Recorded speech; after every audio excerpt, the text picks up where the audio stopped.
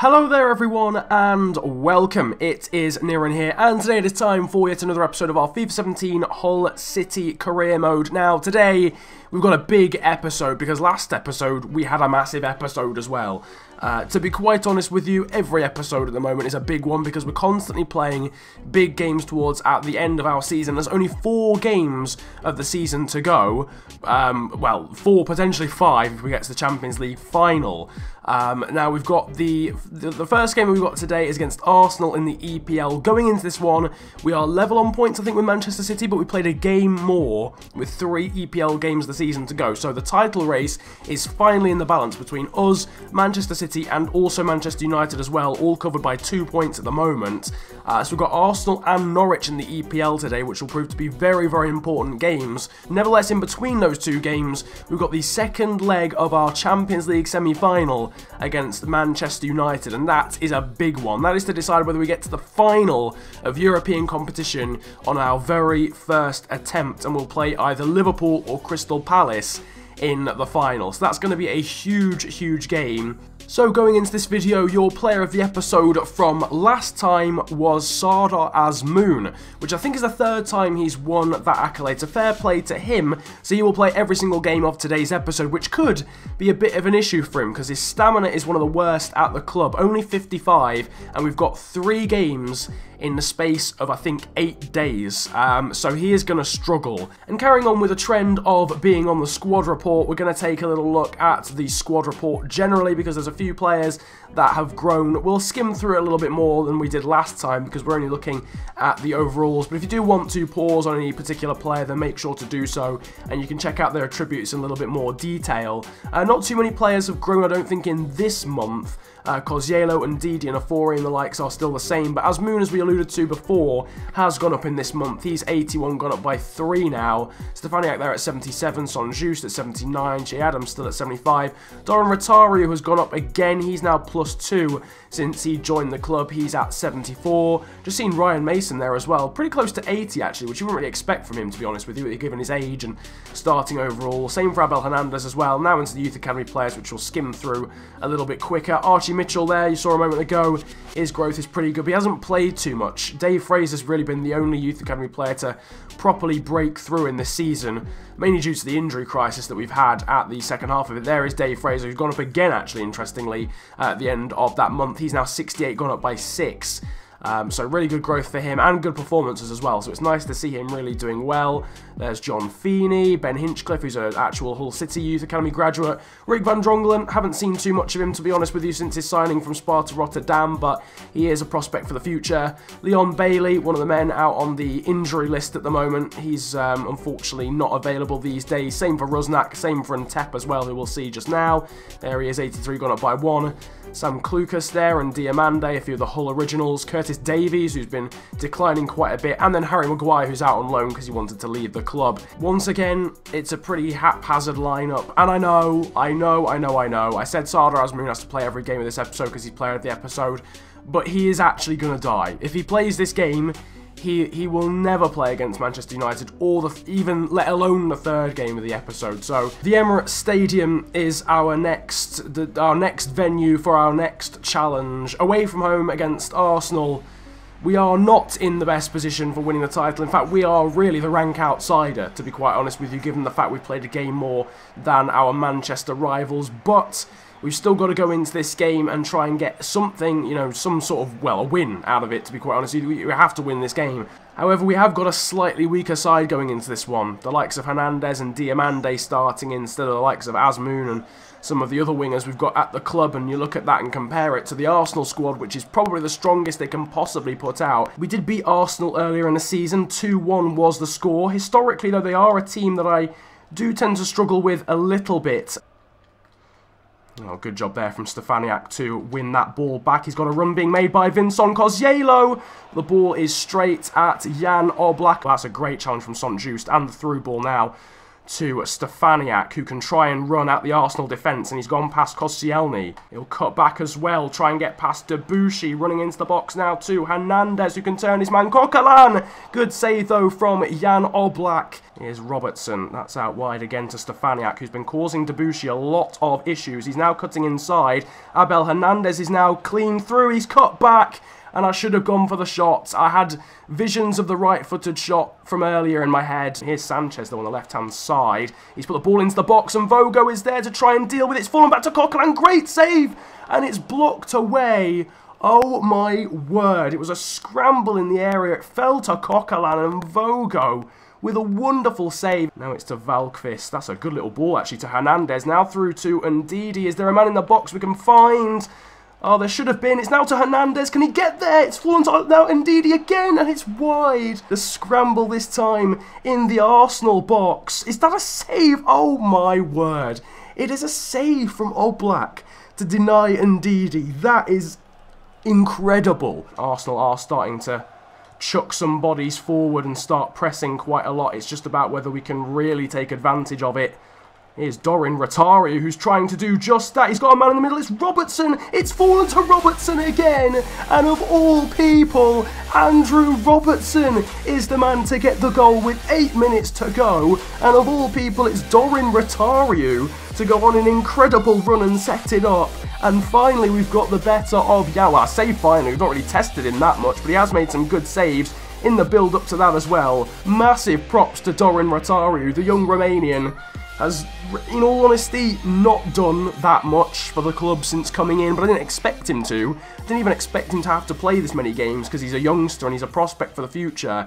But that is a real big contribution. Number 33 setting it up for number 3 could potentially steer us on the way to 3 valuable points in the league. We've got to hold on. But yeah, Robertson is on. We need some fresher legs in defence. So Timon is on, but here comes Danny Welbeck. Good save from Yvonne and Vogo with 2 minutes to go. Great save again at his near post. It is the end of the game, and it is arguably a smash and grab victory at the Emirates Stadium. Away from home, it is a victory against Arsenal. The players charge onto the pitch because I think we've just sewn up Champions League football for next season. So that is the reason why they're running onto the pitch. Mathematically, we are guaranteed, I think, now to finish in the top 4. Thanks to that man there, an unlikely source. I think it's his first goal of the series. Man of the match, there's no real surprise. Andrew Robertson scored the winning goal and was fantastic at the back as well. So an 8.9 rating for him. Valkvist gets an 8.1. Ratario, after setting up the goal for Robertson to convert, gets an 8.2 off the bench, so very, very well done from him. Interesting situation then here has developed. Onyinye Ndidi is suspended for the next league match, not Champions League match. He'll still play against Manchester United, but that yellow card that he earned against Arsenal means he will be out of the 3rd game of this episode, which is a league tie, so we won't have Ndidi for that game. Hopefully, we won't miss him too much. This is going to be all proportions of difficult, I'm not going to lie to you. It is the 2nd leg of the Champions League semi-final against Manchester United to decide whether we get into the final of European competition on our very first venture. We go into it with a 2-1 aggregate lead, which is not much. Now, our experience of Champions League ties and the psychology of the AI is that when they're behind going into a 2nd leg, they become unplayable until they score. That's why we ended up going behind against Bayern Munich in the first attempt in the round of 16, and in the quarterfinals, the exact same happened in the 2nd leg against Atletico Madrid. Hopefully, that does not happen here. Paulo Dybala's the man to watch out for. Obviously, he scored the goal against us in the 1st leg, but I think the aim really is to just try and shut out Manchester United for 20 minutes, half an hour. At a massive push the first half, because then they're going to start becoming desperate after the break. Good passing play here. This is Stefaniak now to Azmoun. That's to Cyprian. Now to Vincent Koscielny, who's got some runs being made. One of them is Ebenezer Afori. He scored in the 1st leg, but he hasn't scored in this one just yet. David De Gea with the save, and we've come out bright. Koscielny's going to play that short from the corner. Oh, Stefaniak could have gone down there. Decides not to, but puts a ball into the box towards Cyprian. Headed away, and the possibility we could have very easily had a penalty if Stefaniak had been a bit more dramatic maybe, but he's an honest player. He decided to stay on his feet, and that's why we love him. Oh, that's a bad touch from Afori as well. Keane's not going to lunge in. although I was tempted and the shot goes wide. It's now to Cyprien, who's managed to just find Kosciello. That's through towards Marvin Stefaniak with the finesse effort just wide. I said I wanted to keep United out for half an hour, and so far that is exactly what we've done. Ball into the box, so towards Martial. He's got his head on it, and Valkvist has cleared it off the line. And we are living dangerously now. It's towards Paulo Dybala. Before he's there, he's gone past the Ghanaian. The shot on the turn, saved by Mvogo, and caught, plucked out of the air as well afterwards. It's into the box, and Schneidlin, if he'd gone for it, was open, but he decided not to. Into the box again. Stefaniak can try and clear over Aubameyang. Can we bring it away? No, we can't. It's to Aubameyang again. Into Pogba. Hit the post. It's bouncing around the area. Can Keane bring it away? Yes, he can. Oh my word, that is a massive chance for United. We give them the ball away again, though, with a 4-3.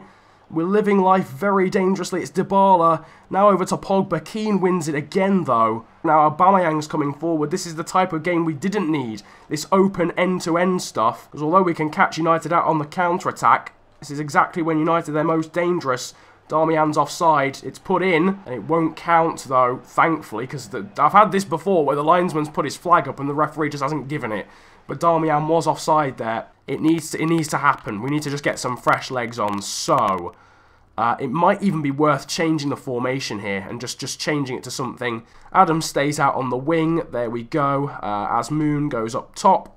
Stefaniak on the left. And we're going to bring off 2 of the centre mids. So Livermore will come on for Kosciello, and Ndidi will come on for Cyprien. On to defensive now. There's no point being on attacking at this point. Ball into the box. Cleared at the second time of asking from Valkvist, and that'll signal the end of Asmoon's game. He's too tired to carry on. For only 4 minutes and injury time left. In reality, it's a big ask now for United to score 2 goals here away. Aubameyang coming forward. Want to try and keep the clean sheet, ideally.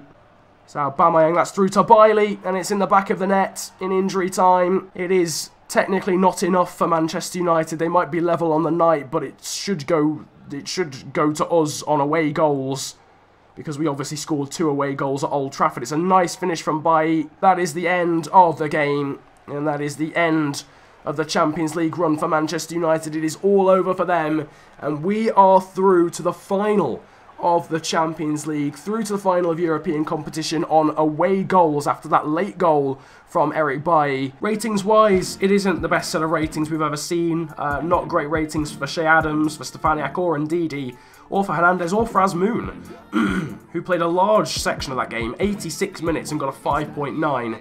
Best player for us, though, I think, from what I can see, was Wyland Cyprien, so shout out to him. Pierre-Emerick Aubameyang was the overall man of the match, though. Oi oi, this isn't a message that I expected to get whatsoever. Leon Bailey has been cleared for training sessions.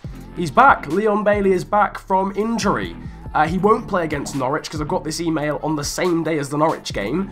But he's back for the finale, and he's back for the Champions League final as well, so it's lovely to have Leon Bailey back. He got injured back in, I think it was March or February, in-game in this series, and he's now back in mid-May, which is fantastic. Finally, we've got one of those main wingers back. So then it is time for the final game of today's episode, and the final normal game of this season. I just want to stress the fact we actually lost to them in the reverse fixture, so this will not be an easy task. It's got to be said. Bailey will not feature, as I said. He's back from injury, but he's not quite back to full fitness. So Stefaniak has actually recovered somehow to be actually relatively fit for this game. Sardar Asmoon is there, Kosciello is there as well. This is basically our strongest side, apart from the fact that Diamande is on the right wing. It's time for the penultimate EPL game of the season at the KCOM Stadium against Norwich City, newly promoted Norwich City. In fact, our last 2 games of this EPL season are against newly promoted sides, being Norwich and Newcastle. But I'm sure neither of them will give us an easy ride, despite that fact. Norwich, I think, are actually already relegated. They're down in 19th place on 24 points. I can't imagine they're even involved in a relegation scrap with a points total like that. So they haven't got much to fight for apart from pride, but I'm sure they'll still fight hard to keep hold of that. Robbie Brady is in the Norwich side. He's obviously an ex-Hull City player, and he is someone who we almost signed right at the start of the series. Like I think it was like episode 2. There was a poll, a vote that you guys voted in, if you've been here since the start of the series. And it was either Robbie Brady or Leon Bailey in terms of players to sign, and you guys chose Leon Bailey. Tetty through to Naismith again. Ooh, Norwich there taken out. Naismith with the shot and Mvogo with the save. Yeah, this is the classic FIFA 17 syndrome, I feel. The terrible teams always perform really well. But, you know, we've got to deal with that. It's a quirk of FIFA, I suppose. Into Naismith there with the shot on the turn. An acrobatic save from Mvogo. And we're massively under pressure. I'm not even sure how Naismith's got that on target. I don't know if it wasn't even on target, actually. It was going wide. But, right, Stefaniak's got some space here down the left-hand side. He's going to cut in on his right foot. Oh, he's hit the post. Great chance there for Stefaniak to get a goal. It's into the box again for, I think that was Robertson, and a save from John Ruddy. That should have been 1-0, really, with Stefaniak, to be honest with you. Now to Odubajo. Back to Kozielo again, who goes for the shot. It's deflected wide, though, and out for a corner. That was well on target. We come again. Relentless pressure at the moment. Here's Mason. Now that's into Azmoun, who's got a chance this time. Ruddy saves it towards Kozielo, but cleared away. Good save there from John Ruddy. Azmoun didn't have much to aim for, didn't really have much time on the ball, but produced a decent half volley there. Robertson's got the run being made by Stefaniak over the top. He's got the strength to hold on as well, and the dribbling ability to get away from his man. It's Robertson into Azmoun, who's turned his man. He's got some space here, Sardar Azmoun, and he's put it in the back of the net. It is a very important goal for Azmoun, and he's going to go and celebrate with the fans over on that right-hand side of the stadium. Sardar Azmoun has got a very, very important goal in this season. It turned his man far too easily as far as Norwich are concerned. I think it took a deflection on the way through, which might have baffled John Ruddy in the Norwich goal. We'll have to take a look. It's Robertson who gets the assist. He's been so influential in this episode. It does take a deflection. I think it's actually off, potentially Robbie Brady, but it was going in anyway. It's not actually deflected it in, and it was going past Ruddy anyway. And Sardar Azmoun has his 11th goal of the EPL season. Here's a 4-8. Now to Mason. Robertson's making a run again. He's going to go for the shot this time, and it's parried wide by John Ruddy. No one was closing the Scotsman down, so I thought I might as well go for the shot, to be quite honest with you. That's Mason through to Kozielo, and that was a chance there. It might still fall to Kozielo, but it's cleared away just about. That was a real chance, but Kozielo just hit it straight down the throat of John Ruddy. To be honest with you, I wasn't actually expecting to get the chance, but that should be enough, I think. I don't think Norwich are going to get a chance to get forward, and no, they do not. We win again by a small margin. It's another 1-0 victory in this episode. All 3 games have ended 1-0. Only 2 of them we've come out on top in, but overall it's been a very, very good episode. We've kept in the race for the Premier League, and we're into the final of the Champions League. Worth noting that we've only actually conceded 2 goals in the last 5 games of this series, and they've both been against Manchester United, which I think is fair, given the quality of that side. It's been incredible how good Mvogo, Robertson, Keane, Omoruo, Odubajo, Valkvist and Sonjust. The latter 2 didn't have a part to play in that Norwich game, but have been very influential overall in our defence at the end of this season, and that has summed up, you know, our end to the season. And we've needed to be good in defence, because we've been without, you know, some of our key players going forward. And, you know, Kozielo and Azmoun have been constantly tired all the time. We've needed a good defence. Oh, my word. Crucially, Middlesbrough got an equaliser against Manchester City. So that's 2 points dropped for City. So even if they win that game in hand, we'll only be 1 point behind them going into the final day of the season. You can see there, down the right-hand side, I'll just get it up on the big screen. This is how the table is looking. We are top on by 2 points on 71.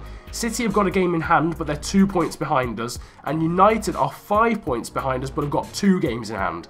So let's say theoretically City win their game in hand and United win both of their games in hand. They will both start the final day of the season at 1 point ahead of us. There could well be a battle for the top 4 because Spurs, although they are 3 points clear of Arsenal, 6 points clear of Arsenal, Arsenal do have a game in hand, and also Chelsea in 7th place have 2 games in hand. There's a top 4 battle, there's a title battle, and there's also a relegation battle between Burnley and Southampton as well. That is all stuff to look forward to for the finale episode of Season 2 of Hull City Career Mode. If you don't know what one of those entails, I'll leave one of them in the description for you, so you can check out what a finale episode looks like in Hull City Career Mode. If you want to vote in the top right of the screen, there is the player of the episode poll, and the person who wins that really just wins the accolade, because there's only going to be 1 game next episode, but it's just nice to get that accolade there as well. The Hall of Fame is now in the background too, so you can scan through that as well if you want. Overall though, if you've enjoyed this episode, which I'm sure you have because it's been very, very tense and very rewarding in the end, then feel free to smash the likes button, subscribe if you're new to the channel, comment about enjoying the video if you enjoyed it that much. It has been a pleasure ranting at you guys today though. Have a great day, enjoy yourselves, and goodbye. Yo, biddy bang, biddy boo. Man can't fuck with a Nottingham crew. Put 1, 2, 9 holes in the queue. Wanna ride on me, you better change that route. I'm a lyrical animal straight out of the zoo. Big mate, man, big like Big Zoo. 15 going OT on my own, done it all alone. I never been a ring true. KYE, the hardest YG, my G. Better know he kicks like Kung Fu. Try me, you must have won some food.